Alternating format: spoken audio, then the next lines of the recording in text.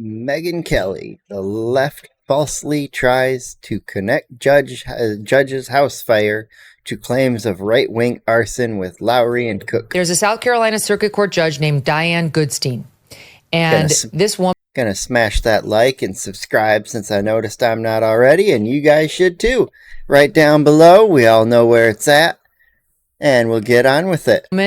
Like pretty much every judge in America has recently ruled on a matter involving some Trump policy, and she ruled against him. It wasn't that big a deal, but she did rule against him. She temporarily blocked the state's election commission from releasing its voter files to the DOJ. The DOJ is looking for voter files because they're trying to comply with Trump's executive order to stop non-citizens from registering to vote. Seems sane. Seems like a good thing to do. How about you? It would make a lot of sense, right? You got to check the voter rolls, and we're already seeing some voter rolls get purged of illegals, which is good. They have no right to vote. No one can even argue opposite. So in any event, she didn't want to turn over the information, and she said, I'm going to temporarily block this. That was later reversed by the South Carolina Supreme Court, the state Supreme Court there. So whatever. To me, that's your bargain variety legal dispute. She did rule against Trump, but whatever. Then they said, okay, she's been getting death threats. Now, I'm sorry, but death threats for any judge, sadly, in modern day America, are commonplace. If you're becoming a judge or dealing or being any part of law enforcement, death threats come your way. That should just be part of the training regardless. Like, hey, people are going to not like you. People are going to go against you.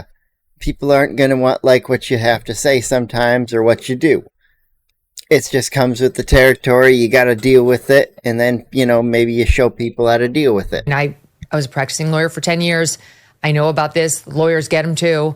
And by the way, not for nothing, but also journalists. So it's not that I'm celebrating it or don't have empathy for somebody who receives it, but I always ask the question, what kind of death threats? I mean, if you just seriously go take a look at probably any one of ours, but definitely my Twitter feed, and you see the comments that people post, you'll find a couple, some rape threats, some death. Oh yeah, you'll find threats in any comments of any big figure. Once you get to a certain size, all of a sudden, there's going to be people who like you and people who don't like you. I'll hit that size eventually.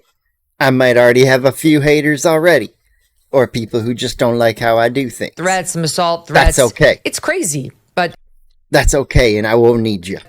Unfortunately, it's out there. But then there's serious death threat. Then there's an elevation of something. Yeah, like if someone is sending mail to your office or house and threatening you that way, now we're changing the thing. If someone, sends you a knife in an envelope, that's pretty well-waged threat. All of a sudden you're receiving a weapon and it's like, am I going to have to battle someone in combat? Like, maybe someone's going to come up and they're going to go, oh, I had to shoot they'll have a gun concealed. And then all of a sudden you're walking out of your office holding a knife. And then you get to the point where it's like they got a knife. And then you got a knife, and then they're coming up with a gun, and bam, bam. Well, they had a knife, and they were trying to stab me, and you're dead, so you can't defend yourself. And maybe they did it in an area where it wasn't super well monitored and cameraed. You never know with these people. These lefties are deranged. They're sick in the head. Most of them, like 65-70%, I think it is, have admitted to having some kind of mental illness. It's like, do we really want to have that many people with mental illnesses all getting together? And that's an actual threat. And people around public figures know the difference between the two. So I always want to know, like, what kind of death threats? Somebody online saying, I hope you burn, right? That's not exactly what. Yeah, that's something you'll find in a YouTube comment section. You'll find crazier stuff in there. Like some of the bots that repost comments some of the stuff they post is just like, what did I just read? That was fucked up. You guys have seen it. I already know it. What we're talking about, or like a credible threat. All right. So all that is just to set up what happened here. So this woman says she was receiving some death threats. And then on Saturday, her home caught on fire at 11:30 a.m. Eastern. Yeah. Now, right there, that's where you get beyond death threats. That's a straight up arson attack, and now you're not just being threatened; your life is actively in danger. Eastern time. She was not there. She says she was walking on the beach. You can see in the pictures here that her home is on the water in South Carolina. She wasn't in the home, but her husband, who I think is 81, she's 69, was in the home. He's fine. Everyone is okay, relatively speaking. The husband, who is in his low 80s, was in the house along with, it's unclear to me, but they said 3 people suffered some sort of an injury. It sounds like it was all related to jumping out of the house. Thank God they got out, but like went out on a balcony and had to jump for it. You can imagine if you're 81, those injuries would be, Could rather be severe, profound. yeah. And then it sounds like either their adult children were in the home or possibly their grandchildren, but no one's making too much out of the other injuries. I'm not downplaying the story. I'm just I spent some time this morning trying to figure out exactly what the injuries are. And it sounds like the husband was the one with the most significant injuries, and we certainly hope he gets better quickly. Let's see, they said, stand by. Arnie is his name, suffered multiple fractures to his hips, legs, and feet. The judge's son. See, Hassan, if you ever see this clip, that is how you treat your pet when they want in and out.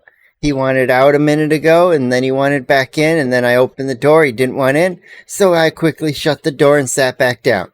I think he just wants to play, so we're going to finish the reaction here, and I'm going to go play with him for a bit. Son was also hospitalized, though his condition remains unclear. And that dad, the Arnie injuries are the most severe. He was airlifted to the hospital. So that's nothing to shake a stick at. The husband seems really hurt. But thank God they weren't burned to death. I mean, obviously that or smoke inhalation are the most serious injuries when a fire breaks out. Okay, so that's a tragedy. It's awful, and everybody lives in fear of house fires. However, the story is the lead of our show today because... Yeah, a house fire is one of my biggest fears in life because this is where I have my place of peace and serenity. It's where my cats live. It's where my loved ones will live with me one day. Wife, kids, etc. It's like my home is my home. I would prefer it to stay in one piece. Of what happened thereafter, which is a bunch of leftists led by Dan Goldman of Levi's fortune. He's a rich kid who decided to cosplay as a lawmaker, and he ran cover for Joe Biden for 4 years, just was a mouthpiece for whatever Joe Biden said, did not exercise any independent judgment. And Insane. He rushes to X, formerly Twitter, to post as follows. Trump, Stephen Miller, and MAGA World have been doxing and threatening judges who rule against Trump, including Judge Goodstein. Today, someone committed arson on the judge's home. I wonder who did that. I wonder which violent party chose to do that level of action. Severely injuring her husband and son. Will Trump speak out against the extreme right that did this? I mean, there's a lot in there, guys. First of all, how did he know it was arson? And second of all, how did he know whatever happened was committed by the, quote, extreme right? Talk about getting out ahead of your skis. Stephen Miller promptly chastised him, calling him vile, deeply warped, and said that makes you wonder if he did the arson himself. Was a libelous madness that he posted. Or paid someone to do it because he's a wealthy rich kid. And Dan Goldman doubled down. Spoiled Try brat. answering my question. If you're trying to combat political violence, why don't you condemn the political violence against a judge who ruled against you and your administration? It's pretty simple. Do you condemn all political violence or only that against your supporters? All right. He wasn't the only one. I'll get to the others in a minute, but I'm just going to start with Goldman. And then you had Monday afternoon and SLED, the South Carolina Law Enforcement Division, coming out, the chief, Mark Keel, saying there is no evidence to indicate this fire was intentionally set. SLED agents have preliminarily found there is no evidence to support a pre-fire explosion. So no evidence to support a pre-fire explosion and none of arson. Zero. Has Dan Goldman taken down his tweets? No. Nope. Has he apologized for them? No. Nope. There's Will he? Nope. still sitting there misinforming whatever number follows Dan Goldman. I didn't bother to look it up. This is an elected U.S. congressman. That's the state of America today, guys, where you're seeing figures on the right wing, very prominent figures from the Republican nominee in July of 24, Trump, to Charlie Kirk just last month being actually. You can tell she's still hurting talking about it. As soon as she said his name, it choked her up a bit. It still hurts for me too, Megan. It still hurts for me too. Assassinated or assassination attempts happening. And as conservatives run around saying, we really, really, really need to talk about why this is happening, and we really would like you to just put some sort of a cap on the incendiary talk about very prominent right-wing figures, especially right now when we're in danger of copycats. We just keep getting told it's both sides, both sides, both sides. And now they rush to judgment because you could feel, Rich, the excitement on their part that they thought they finally had one. Yeah, they thought they finally had one right-wing attack against a left wing, but that's not the kind of attack a right wing would probably do. It would probably be something like, the singular individual who did the Mormon Church, who he had political views probably on both sides. There wasn't much ever that was found out about him, really, other than that he just really didn't like the Mormons. So he could have been motivated politically, could have just been religiously. Were thrilled. Desperate. They thought they finally had one. Yeah, hungry for a counter example. Look, two things. One, looked like it was a beautiful. It's just because after Charlie Kirk's murder, they don't feel so invincible anymore. They feel like they're in trouble. They're needing to figure something else out and solve a problem that they created. Home, and that was a no kidding fire, right? This is not a kitchen fire. People injured, exiting the house. Looked like it burned to the ground. Quite spectacular. But I would just say, we always have to be cautious about jumping to conclusions. No pun intended. Obviously. And you see, the viewers, I love my animals. It's evidenced by my actions. I've gotten up 4 frickin' times in this one reaction. 3 for him and 1 for the white one.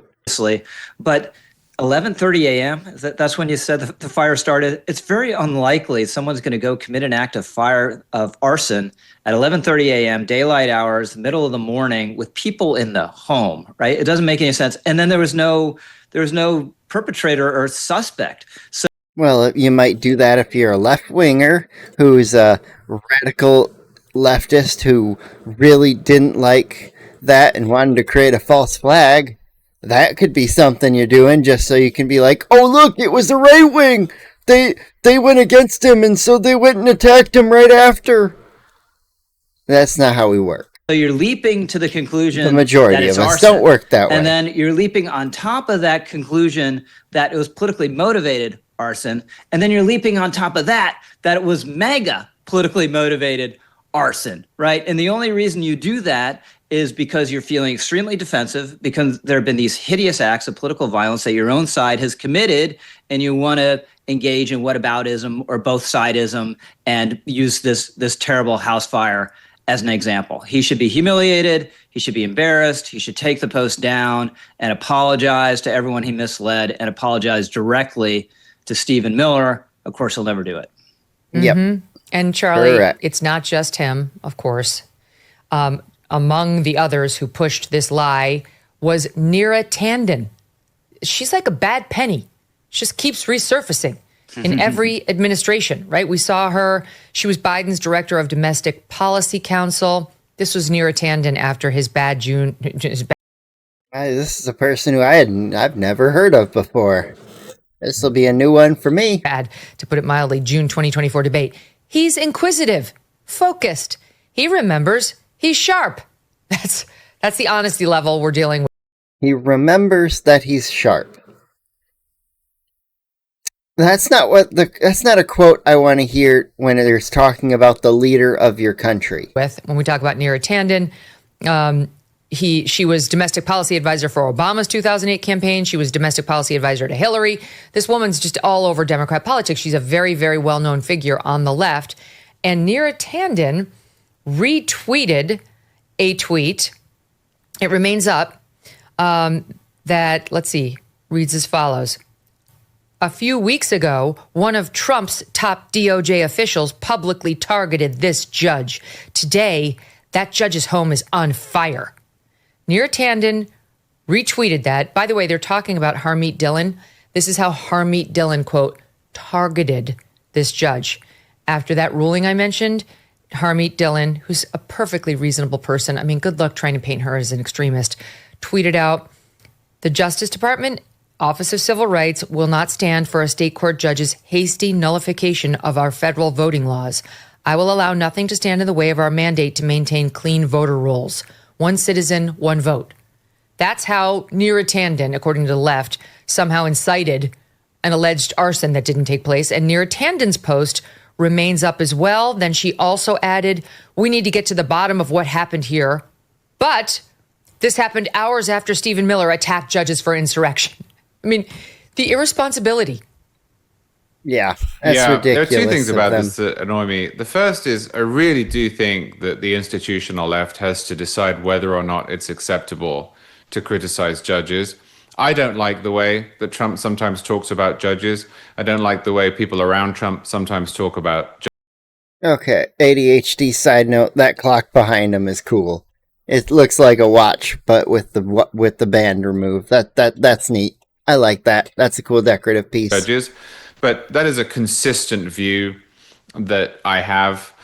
The left spent the last 4 years suggesting that the Supreme Court was corrupt and illegitimate and needed to be packed. And now every time the Trump administration so much as says that a lower court ruling is wrong, which is fine, then we're apparently living in the final days of the Republic. So that's annoying. Yeah. The bigger problem here, I think, is that figures such as Neera Tanden live in this little bubble, and as a result, they receive information that is incorrect, and they may never actually see the correction. Yeah, they might. I 100% think a lot of these lefties, the information they spew, they actually think that information is true and believe it to a whole heart, every bit of it, their fiber of their being. And that's the scary part, how easily manipulated some of these people can be. So it's not just that Neera Tanden has a false impression of what is. It's like if all it takes is the right person to say the right thing to them, and all of a sudden, their whole opinion is adjusted. It's currently the problem. And I use that word currently advisedly. There is such a thing as right-wing violence. We've seen some of it. It is. There's been a January little 6th, which was a pretty bad. Okay, that's not a good example. That's very well proven to have been right-wing adjacent with a lot of left-wing influence, including the FBI that had 271 agents out in the aisle. Why were they there? Why was so many people there? Why didn't why didn't Pelosi call in the National Guard if it was truly an insurrection happening and she was afraid for the Capitol and the country's safety? If she thought that, she had that power. Illustration of right-wing violence. But in the last 3 or 4 years, leftist violence has been much worse than right-wing violence. And in the last year especially, the trend is pretty alarming. But Neera Tanden doesn't know that. Neera Tanden, like a lot of people who work in professional progressive politics, simply do not believe that people on their side are capable of committing violence or doing bad things because they're progressives and they're therefore on the side of the angels. So she's primed to see this as violence. The way she talks about it is, well, of course. And then she jumps to this conclusion, and she, and certainly those who follow her, may never know that this wasn't anything to do with politics from all that we know. There are millions and millions of people out there right now who believe that the person who murdered Charlie Kirk was a right-wing groyper. They will believe that. There's also a ton of people who believe that Israel did it, which is also insane to think. Like, it's very obvious that the dude is just not very emotionally intelligent or intelligent in ways that could get them through life a little better and help personality-wise. Obviously, they were a little stunted. They were a little sheltered. That it was all the signs were there, and then their situation with their roommate and everything. Yeah, no, the person who killed Charlie Kirk, that was such an obvious open shut case. I hope the trial comes up, goes quick. He's sentenced to death and then put to death quick, so that we can all have this behind us and have justice be done. That's what should happen here. Murderers are someone deserving to the death penalty. If you sexually assault a child, death penalty. If you rape someone, death penalty. You've taken away someone's privileges or someone's rights and innocence at any of those levels, and yeah, you're gone. Forever. There is nothing that will convince them otherwise. For the rest of their lives, that will form part of the political and ideological scaffolding that undergirds their views. Neera Tanden is a perfect example of that sort of person. And that is a very big problem that we struggle with in the modern era.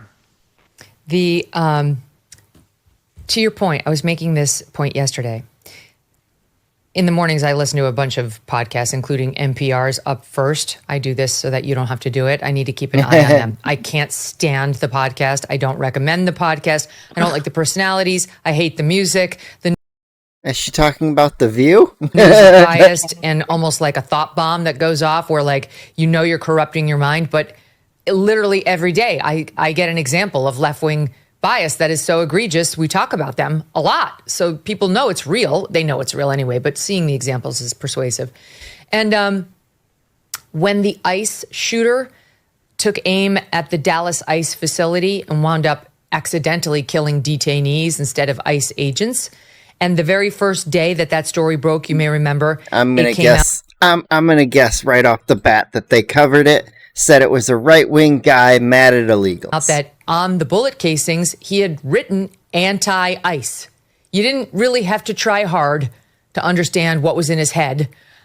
It was all there, black and white. But NPR decided to do a story, just like much of the mainstream media, saying motives are unclear. We really don't know. Motives unclear. Okay. Okay, so they didn't spew misinformation. They just left all the information out. It was literally written there on the bullet casing. It's not like a gum wrapper near the scene, like on the bullet casing.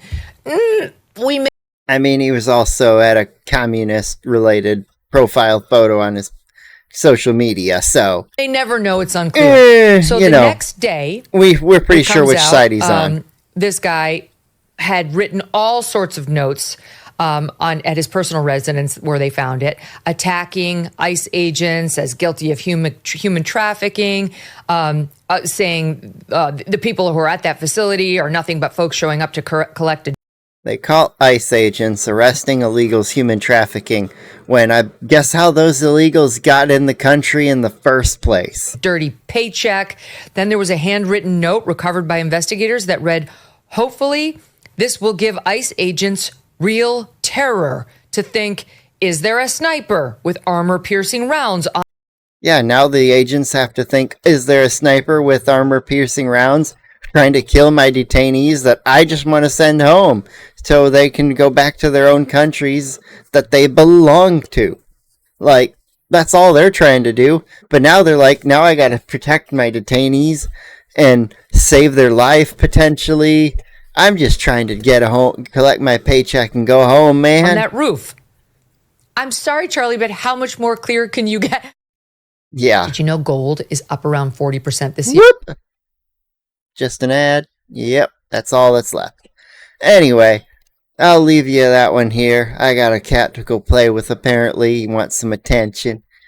He was circling my chair a second ago. He finally laid down beside me waiting. I appreciate it. But anyways, have a good one. Like, subscribe if you didn't already, and have a good day, have a good night, and I'll see you tomorrow.